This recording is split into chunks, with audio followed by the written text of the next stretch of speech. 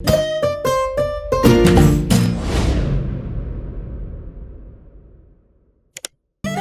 and Dolly say, what will we learn today? The Little Bumblebee. Early one morning, Berry, Dolly and Balthazar went out to play in the meadow. They wanted to try out the new parachute the little bee had made. But a little bumblebee was picking lilac flowers and singing a happy song. The winter's gone and it's the spring. Lilac is my favourite thing. Balthazar was the first to greet her. Hello, little bumblebee. My name's Balthazar. This is Berry the snail and Dolly the ladybird. Who are you? My name's Betty. I was flying home and I decided to stop and pick lilac flowers in the meadow. We're on our way to try this new parachute. Do you want to come with us? Balthazar asked. I'd love to. Balthazar and Betty were the first to jump, and then the other friends tried the colourful parachute. They played until it got dark. Will you play with us again tomorrow? Balthazar asked excitedly. I can't. I have to leave early tomorrow morning. My home is far away from here, and I still have a long way to go. So Berry, Dolly and Balthazar said goodbye to Betty. Balthazar looked very upset, so Dolly asked him, What's wrong? Balthazar's got a girlfriend, Berry laughed. Don't make fun of him, Berry, Dolly said angrily. You know what, Balthazar? Ask Betty to stay here. We can build her a house in the woods. That's a super idea. I'll go to the meadow tomorrow morning and ask her to stay. Balthazar, Dolly and Berry got up very early the next day. They hurried to the meadow to talk to Betty. But the friends were too late. The little bumblebee had already left. The only thing they found was a farewell note she'd left for them pinned to a tree. Balthazar sat down on the grass and started to cry. Berry didn't laugh at him this time. Let's go after her, the little snail said. I'm sure we can catch her up. Berry, you're such a slow snail. We'll never catch up with Betty if you don't hurry up. Berry was going to say something back to Balthazar when a hedgehog stepped out of the bushes. Perhaps I can help. I'm not too fast, but I'm sure I'm much faster than you three. The friends liked the idea. They built a little cart out of a horse chestnut shell and tied it to the hedgehog's spikes. The hedgehog cart was ready to roll.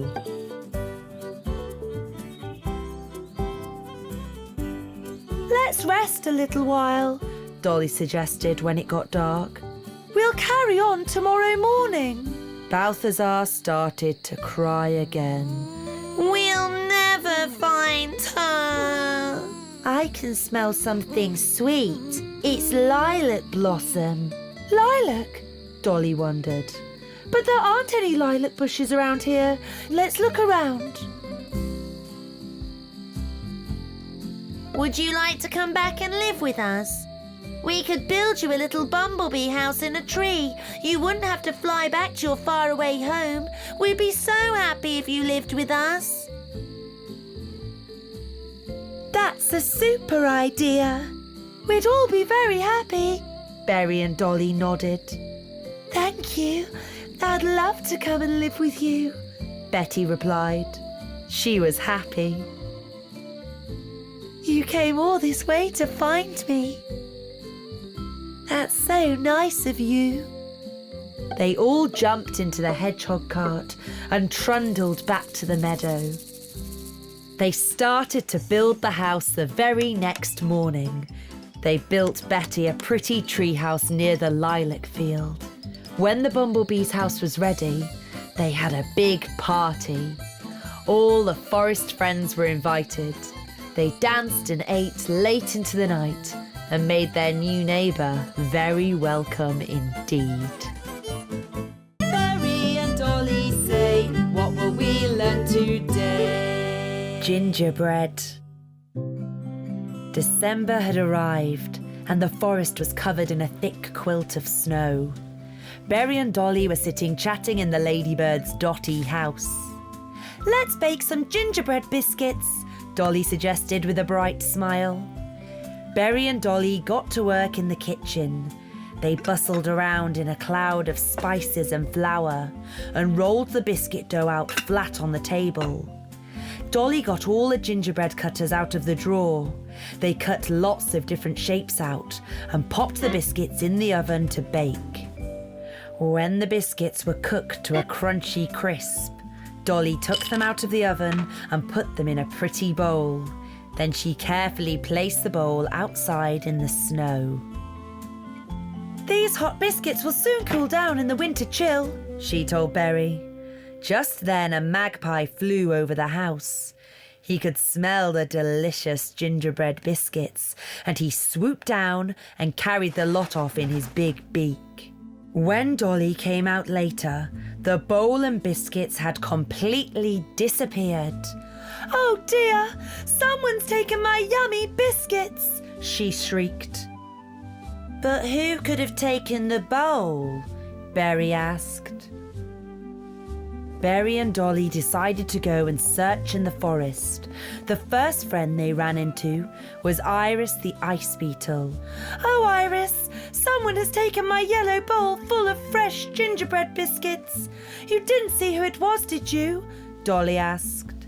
"Yes, I did. It was the magpie. He flew off in that direction." They kept walking until they met the grub. "Hello, grub. The magpie took my yellow bowl filled with gingerbread biscuits. Did you see which way he flew?"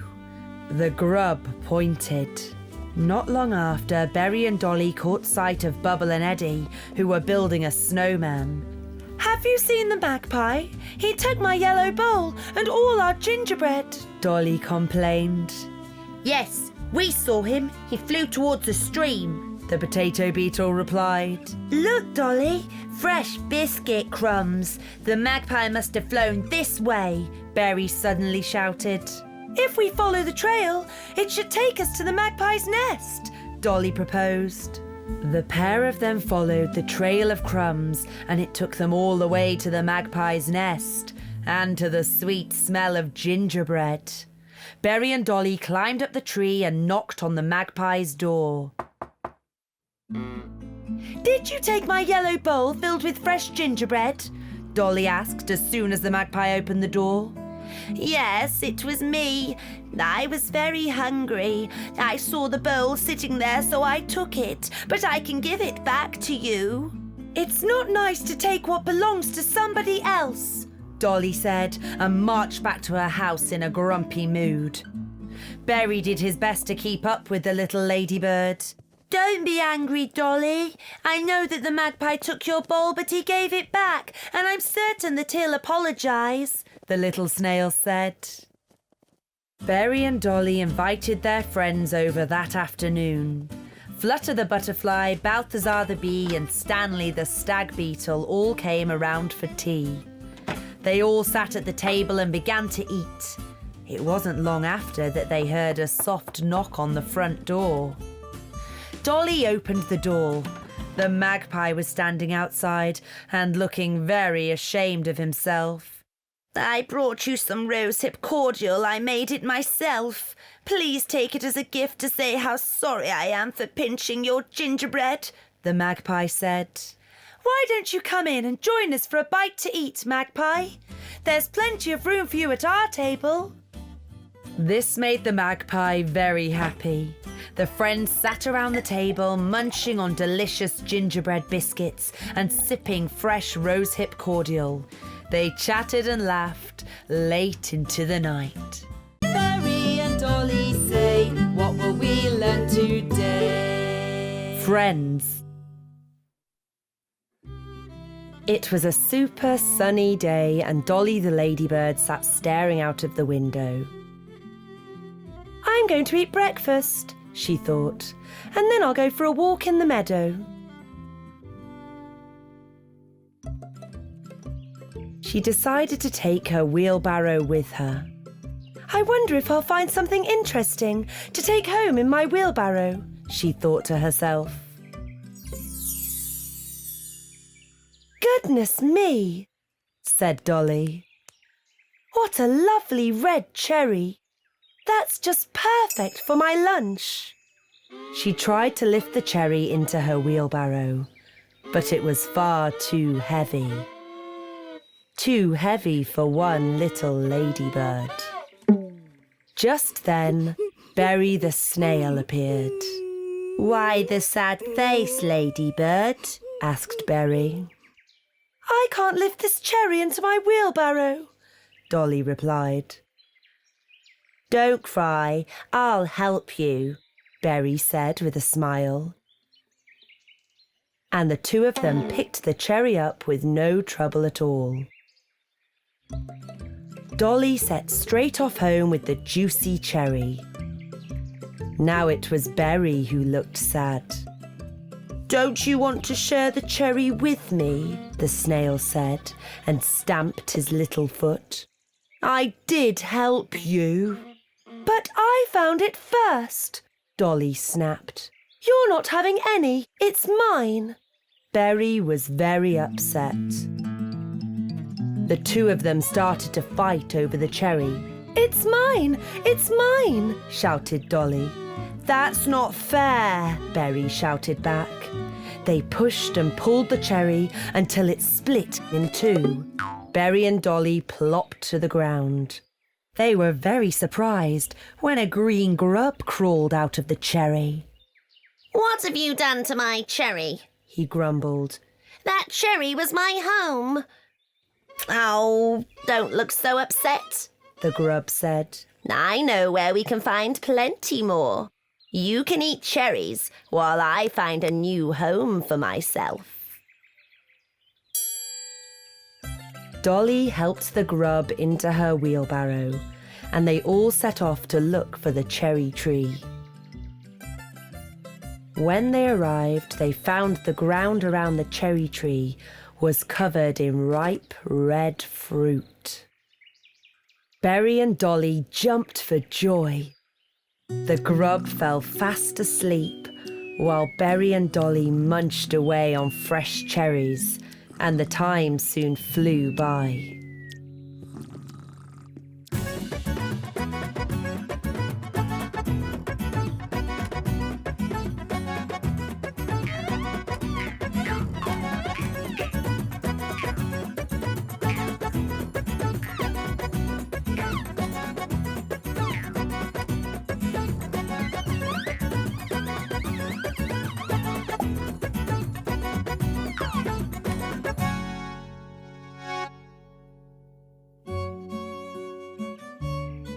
It was getting late, so they decided to go home, but this time with 2 cherries. One for Dolly and one for Berry. The sun was setting by the time they reached Berry's house. They took his cherry out of the wheelbarrow and said goodbye. Berry went inside and waved to Dolly from the window. Berry soon fell fast asleep after such an exciting day.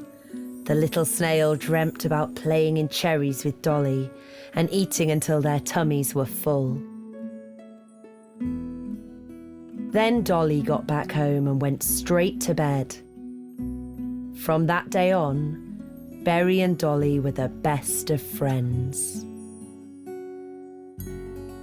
Berry and Dolly say, what will we learn today? The missing nuts. Hello, Berry. Hurry up. Let's go and see Reggie Squirrel. We really should say goodbye to him before he hibernates for winter, Dolly the ladybird said. Berry put on his hat, scarf and gloves, and the 2 friends made their way to Reggie Squirrel's home.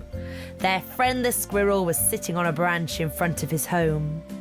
We wanted to say goodbye before you snuggle up to sleep through the chilly winter.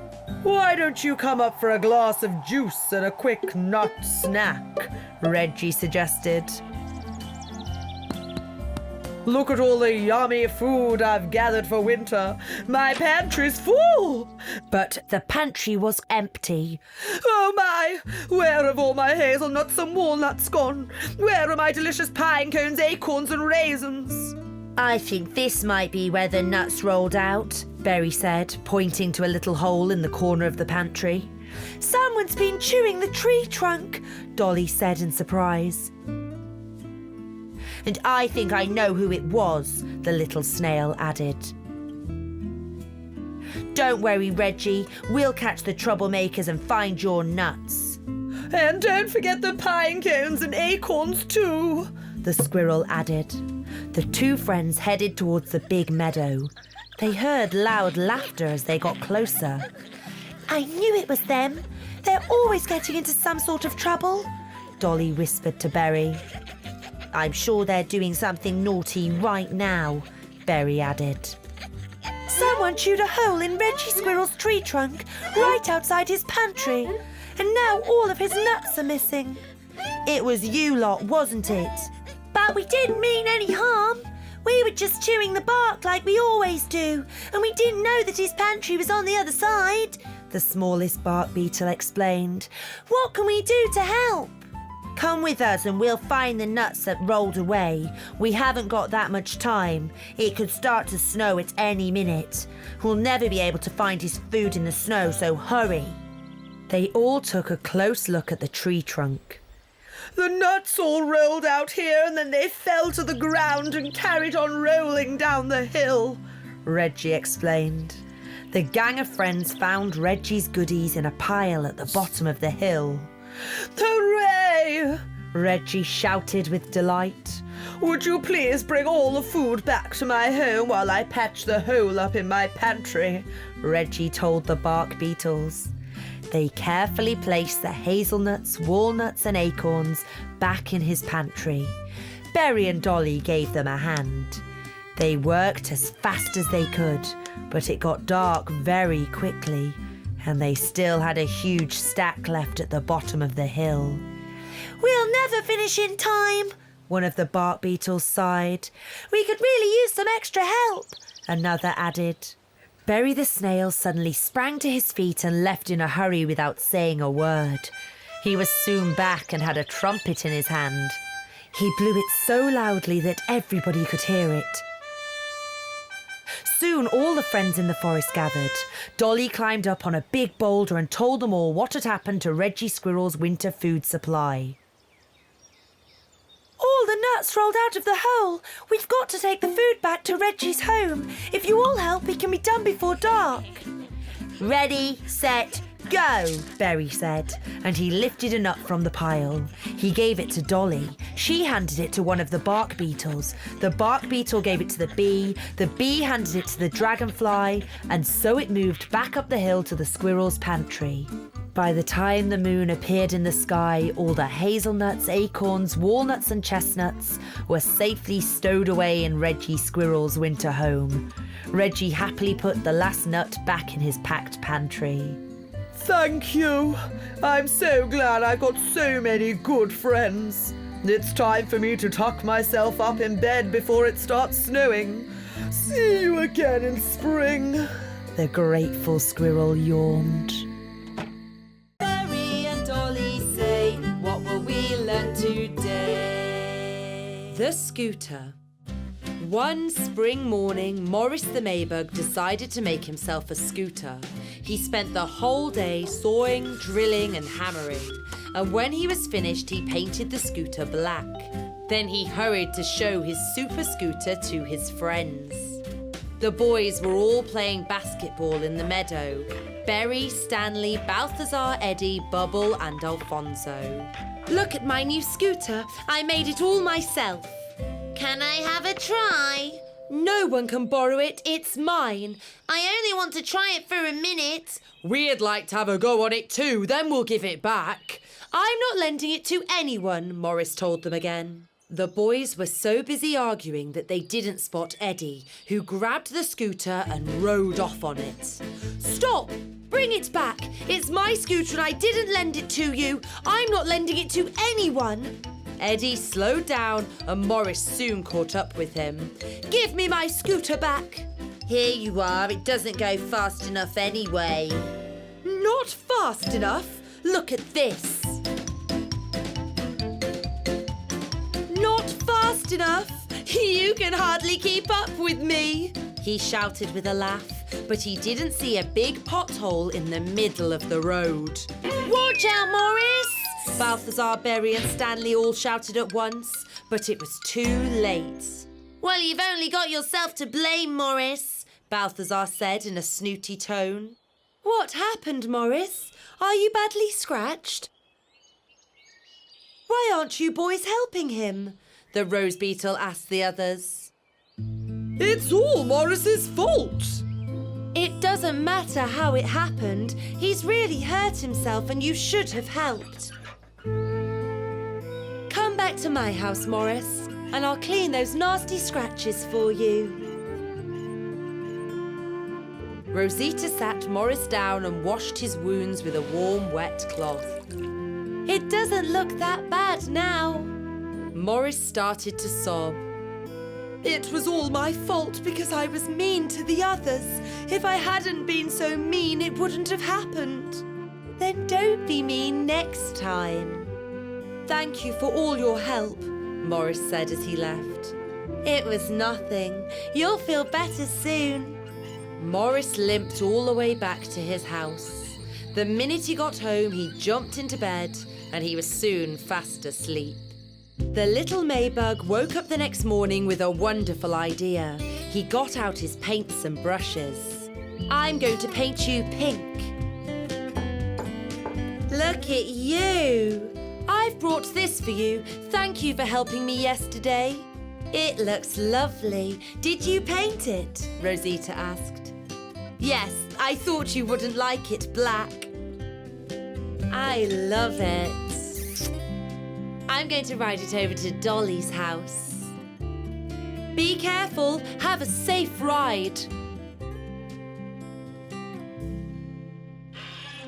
Morris walked home and he was about to eat his lunch when he heard a knock at the door.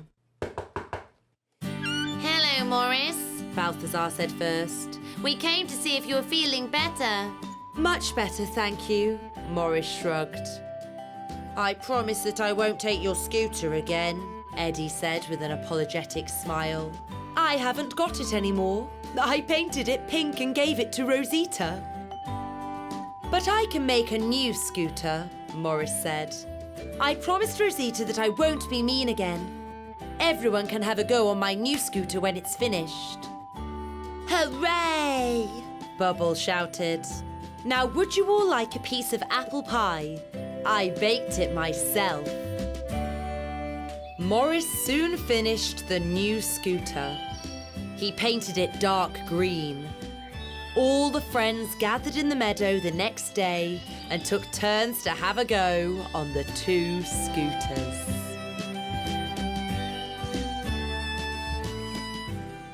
Berry and Dolly say, what will we learn today? Christmas.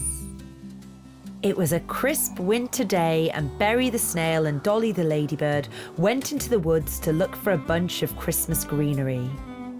Look, Berry, this little tree got knocked over in the storm. Let's take it home. We can decorate it for Christmas. Hooray! We'll have a real Christmas tree, Berry shouted. They lifted the tree up and saw a centipede sheltering under its branches. Help me, Berry. Let's put him on the sledge.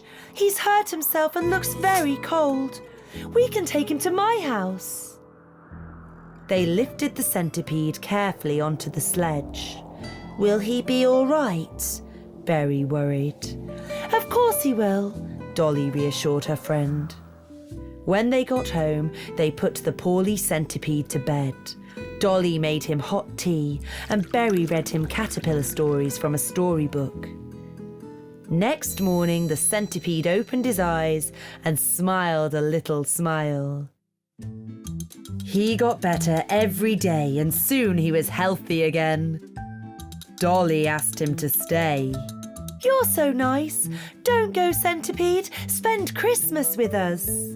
Well, thank you. I'd love to stay. But what should we get him for Christmas? Dolly wondered. What would make a centipede happy? Dolly told him her idea. The little snail nodded excitedly. Berry and Dolly went to see the ants. The queen ant welcomed them with open arms. Dolly told them what kind of present she thought of. "We can make anything you want," said the queen. Christmas came and Berry and Dolly made a tree stand. As night fell, Berry gave Dolly her present. "Merry Christmas, Dolly." "Thank you, Berry," the ladybird said. She was delighted. "It's beautiful." Dolly was very happy and wound the pretty ribbon around the tree.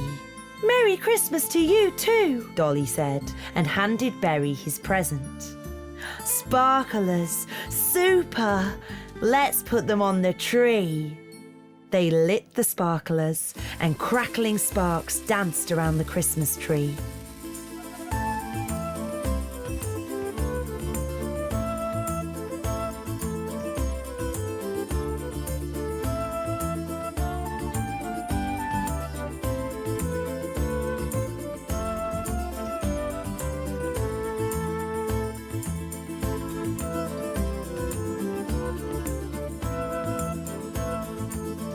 The glittering light attracted lots of tiny fireflies, and each brought a Christmas decoration. Even the centipede helped to trim the tree. Soon the ants arrived carrying a parcel. They handed it to Berry and Dolly. "This is our present to you, centipede," Berry said to him. "Merry Christmas."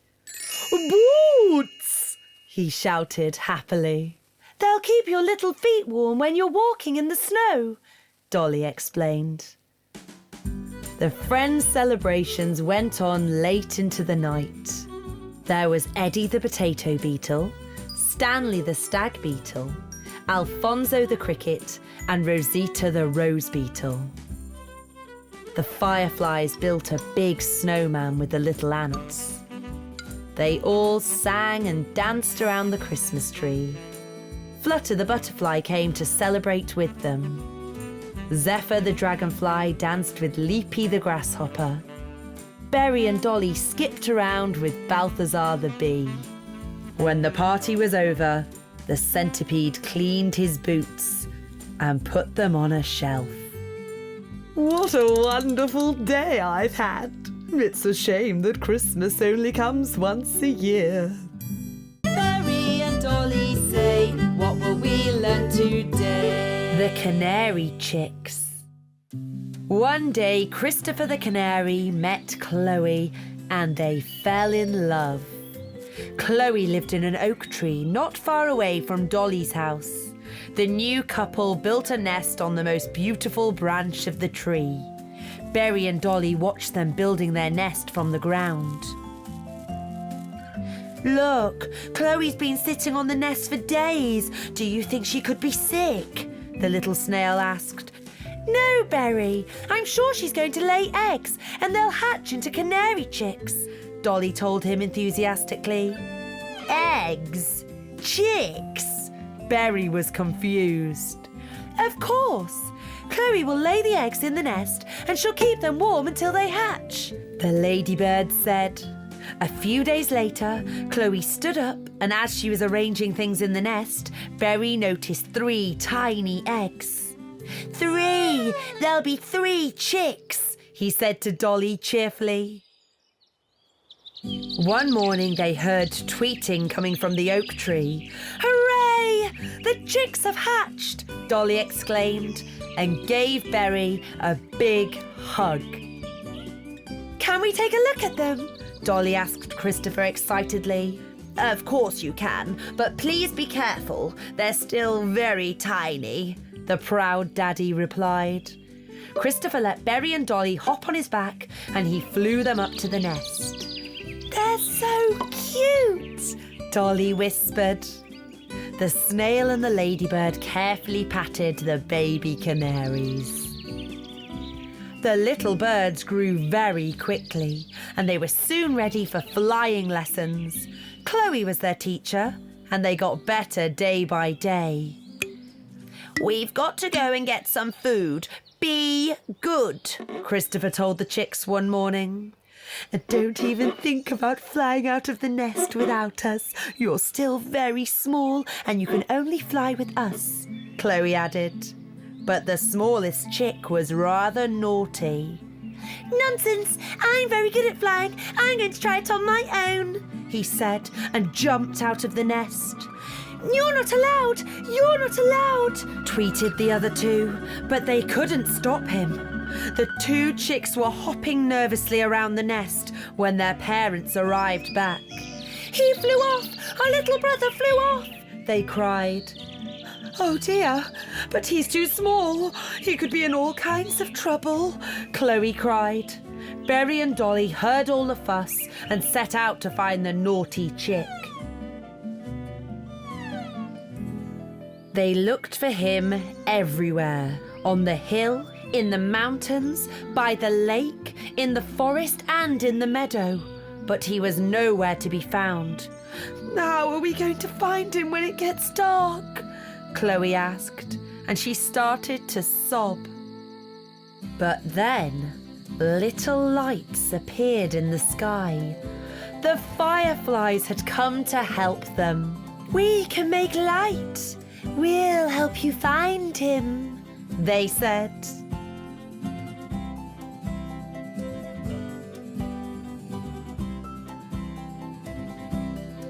There he is! There he is in the bush! Berry shouted suddenly, and they all ran over.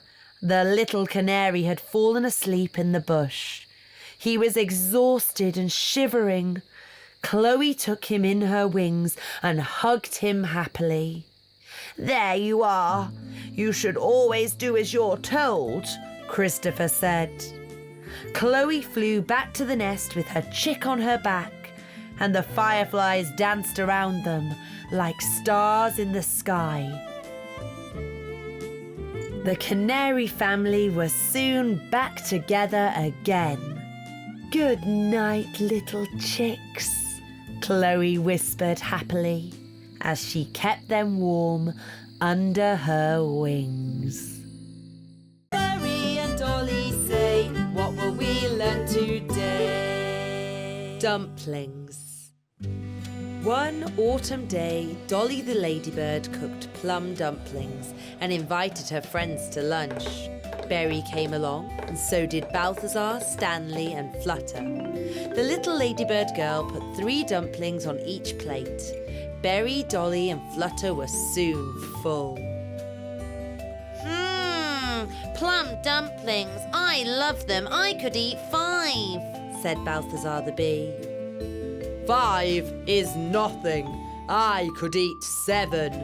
7? I could eat 8. I could eat 10, the little stag beetle announced. Then let's have a competition, Balthazar concluded. Let's see who can eat the most dumplings. Dolly didn't like the sound of this, and she tried to talk them out of it, but the boys were determined. It'll all end in tears, she warned, but Balthazar and Stanley wouldn't listen. We've already eaten 3 dumplings. Now let's eat the 4th, Stanley suggested, and he plopped another dumpling onto each plate. When they had finished, they put another on their plates and ate a 5th dumpling each. After the 5th, they ate a 6th. After the 6th, they ate a 7th. After the 7th, they ate an 8th. And then a 9th dumpling. And now for the 10th. Can you keep going? Balthazar asked. I could eat twice as many, Stanley said with a shrug. The 2 friends ate so many dumplings that their tummies started to hurt more and more. I'll run and get Dr. Owl, shouted Flutter the butterfly. Dr. Owl examined them both and gave them a good telling off. What have you 2 been doing? I'm not surprised that you've got stomachache. They ate 15 each, Berry said as he counted the plum stones on the plates. And so it was a draw after all. It was a very silly thing to do. You'll only be allowed to eat boiled potatoes for 3 days. But the chimney cake man's coming to the forest tomorrow, Stanley complained. I'm very sorry, but there's going to be no chimney cake for you. Come and see me in 3 days and I'll take a look at your tummies again, Dr. Owl said with a scowl, and he flew away home. The very next day, the firebug arrived in the meadow with his delicious chimney cakes. All the forest friends flocked to the stall to sample his tasty wares. I'd like a cinnamon one, Dolly said. And I'd like a coconut one, Berry added. I only want sugar on mine, Flutter shouted. But there were also cakes with walnuts, poppy seeds and chocolate on them. Balthazar and Stanley looked sadly on, but they did as Dr. Owl had told them. On the 3rd day, the little bee and his stag beetle friend went to see Dr. Owl. Now let's take a look at you, said the elderly owl, as he examined them both thoroughly. You appear to be better. I can see that you did as you were told.